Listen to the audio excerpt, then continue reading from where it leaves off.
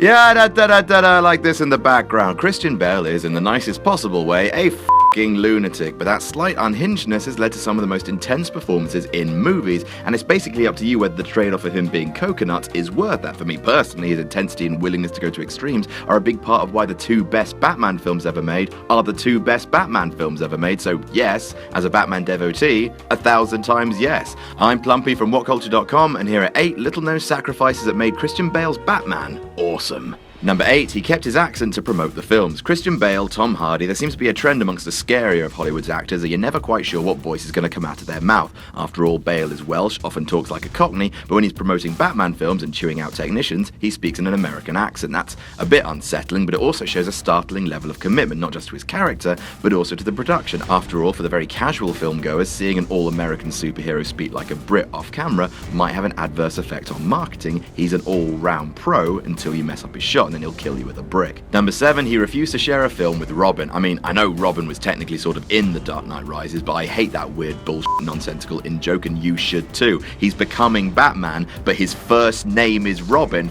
Off. But Bale made it clear that the boy Wonder would never get closer to Nolan's trilogy than that whilst he was around. The star evidently thought that Dick Grayson was bat poison and actually stated that he would refuse to don the cowl again if Robin had been made a big part of The Dark Knight Rises. With memories of Chris O'Donnell still fresh in our minds, for that, Mr. Bale, we thank you. Number 6, he hated the costume and used that hatred. The big joke about the Batman suit is that it's impossible for the hero to turn his neck. Then the joke became bat nipples, but let's not talk about that. The suit was eventually refined in The Dark Knight, but not before Bale had suffered through it in Batman Begins. Hating it from the off, declaring it's hot, dark, and sweaty, and it gives me a headache. He kept going, and the discomfort he actually felt fed into the anger of the character. After all, I'd feel like shouting "swear to me" if it took me half an hour just to have a piss. Number 5, he radically changed his body shape. If there's one thing that Christian Bale hates more than people fixing their lights while he's acting, then it's his own body. In the space of 5 years, he went from Dark Knight mega muscles to junky malnourishment for the fighter, then back to Batman for putting on a bit of belly for American hustle. But no switch is more impressive than the one he initially made for Batman Begins. Coming off The Machinist with his knee-to-sandwich gimmick,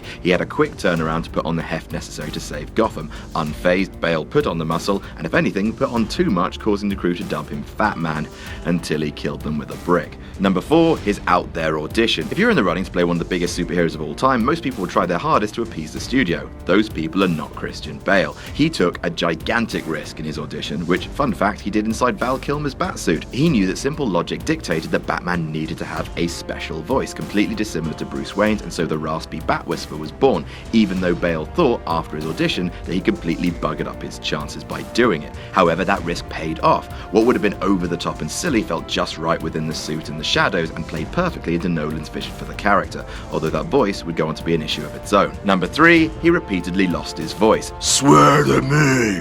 Where's the trigger?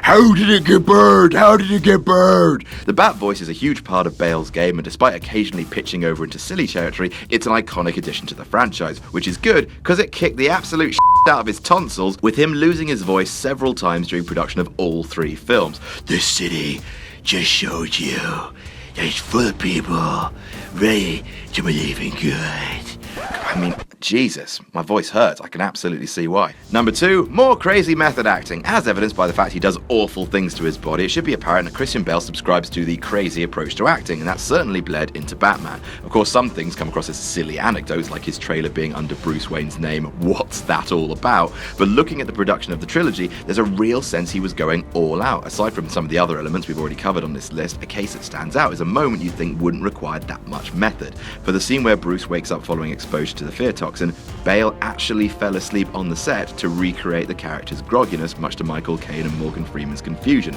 This is made all the crazier with the fact that this was Bale's first scene with both actors. And number 1, he turned down Batman vs Superman. All the money in the world. That's what they would have paid him, all of it in a big bag. The alleged figure is actually $50 million, which is a stupid amount of money to dress up. Bale steadfastly refused to don the cape and cowl for Snyder, a decision which few can deny was smart, if not admittedly from a financial perspective. Batman vs Superman wasn't great, and even if it had been good, it still would have compromised the neat and tidy way with which Nolan ended his Dark Knight trilogy, so, good job, Christian. Your Batman was great. Now, please don't hit me in my nice face. And that's our list. Did we miss any out? Tell us about it in the comments, and don't forget to like, share, and subscribe. You can follow me on Twitter here. I'm Plumpy from Whatculture.com, and I'll see you soon.